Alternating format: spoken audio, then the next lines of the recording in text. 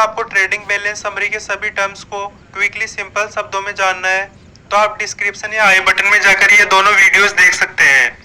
आज की इस वीडियो में हम फंड्स ब्लॉक्ड फॉर विड्रॉल को डीपली समझेंगे। So let's begin.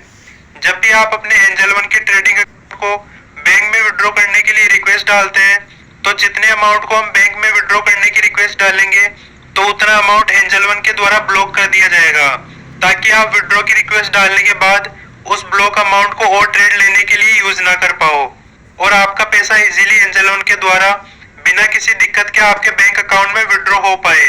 तो जितने अमाउंट की हम विड्रॉ की रिक्वेस्ट डालेंगे उतना फंड एंजल वन के द्वारा ब्लॉक कर दिया जाएगा। तो यहाँ हमें विड्रॉ के लिए ब्लॉक किया हुआ फंड दिखाई देता है। जब विड्रॉ फंड आपके बैंक अकाउंट में आ जाएगा तो यह फंड ब्लॉक्ड फॉर विड्रॉल 0 दिखाई देगा। तो चलिए इस फंड ब्लॉक्ड फॉर विड्रॉल को सिंपल एग्जांपल से समझते हैं। मान लीजिए आपके एंजल वन के ट्रेडिंग अकाउंट में 100 रुपए है। अब इस 100 रुपए में से आप 60 रुपए को विड्रॉल के लिए रिक्वेस्ट डाल देते हैं तो आपके एंजल वन के ट्रेडिंग अकाउंट में 100 रुपए तो दिखाई देंगे, लेकिन आप 40 रुपए से ही और ट्रेड्स ले पाओगे। बाकी के 60 रुपए विड्रॉ के लिए ब्लॉक हो जाएंगे।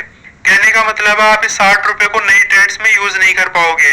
इस केस में फंड्स ब्लॉक्ड फॉर विड्रॉल 60 रुपए दिखाई देगा और जब ये 60 रुपए आपके बैंक अकाउंट में विड्रॉ हो जाएंगे तो फिर आपका ट्रेडिंग बैलेंस 40 रुपए दिखाई देगा। आई होप आपको फंड्स ब्लॉक्ड फॉर विड्रॉल का ये कंसेप्ट अच्छे से समझ आया होगा। बाकी एंजल वन के ऐसे और वीडियोस के लिए आप वेल्थफुल की प्लेलिस्ट विजिट कर सकते हैं। ऐसे और वीडियोस के लिए सब्सक्राइब वेल्थ